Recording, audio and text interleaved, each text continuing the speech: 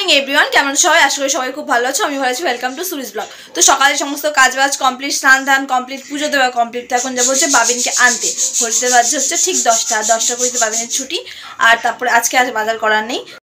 তো স্কুল থেকে বেরিয়ে আসার পর তাকে এখন আখের রস খেতে হবে, আর সে খুব আখের রস খেতে পছন্দ করে, জানো তো।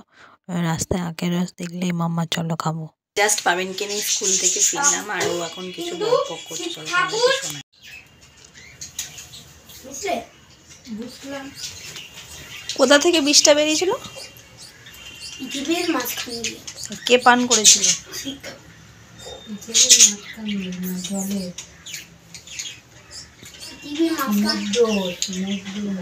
পৃথিবীর মাঝখান মানে এটা গঙ্গা যে এটা হয়েছে না, কি হয় না, মহাকুম্ভ। ওইখানে যে মন্দিরটা, ওটা প্রথম দিন দিয়ে লাস্ট দিন অবধি থাকে। ওই সময় যখন এটা উঠেছিল তখনই কালো বীজ, লাল বীজটা বেরিয়েছিল, আর সমুদ্র বন্যারও তখনই হয়েছিল। তাই এই জায়গা তখন এভরিওয়ান, তো এখন ঘড়িতে বাজছে হচ্ছে সন্ধ্যে 7টা মতন বাজে। তো এখন রেডি হয়ে নিয়েছি, বেরাবো একটু, যাবো একটু বাইরে, একটু কাজ আছে। তো কী কাজ আছে না আছে, কোথায় আছে না আছে, আপনাদের সাথে শেয়ার করবো। তো চলো টুক করে এখন বেরোনো যায়। আজকে ভিডিওটা সন্ধ্যাবেলা আমি এই ঘর থেকে স্টার্ট করছি, কেন জানো? ভাবিনকে ম্যাম পড়াতে সই করে, ওই জন্য আজকে আবারও আমি শাড়ি পরেছি। তো চলো বেরাই।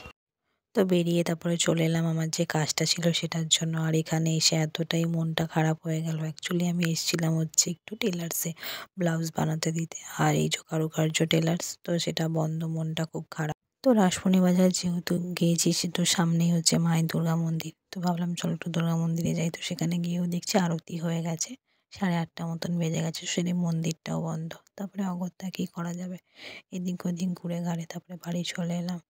মানে তো মনটা খারাপ হয়ে গেছে। বাইরে বেরিয়ে আর কিছু খাইও নি। মিস্টার হালদার বললো অনেক কিছু খেতে, বাট খেলাম না। তারপরে দুজনে আর কি বললাম চলো বাড়ি চলো, আর কিছু করার নেই, কী করা যাবে। এই জাস্ট একটু আগে বাড়িতে এলাম, আর যে কাজটার জন্য গেছিলাম কাজটা হলো না। মনটা এতটা খারাপ হয়ে গেল, মানে কি বললো, মানে কাজটা কী ছিল চলো তোমাদেরকে বলি এবার। তো গিয়েছিলাম হচ্ছে আমি ব্লাউজ বানাতে দিতে, আমি যে টেলারটাই এখন ব্লাউজ বানাতে দিই কারুকার্য, সেই ব্লাউজটাতে। তো গিয়ে দেখলাম টেলারটা বন্ধ। তো ওখানে যে কাকিমা আন্টি আছে ওনাকে কল করলাম, তো উনি বললো আমার শরীরটা খারাপ না, তাই আজকে আমি দোকান খুলতে পারিনি, তুমি কালকে আসো। তো এত মনটা খারাপ হয়ে গেল না, মানে কি বলবো, যেটা যেদিন এক্সপেক্ট করে যাই যে কাজটা হয়ে যাবে সেটা আর পেন্ডিং থাকবে না।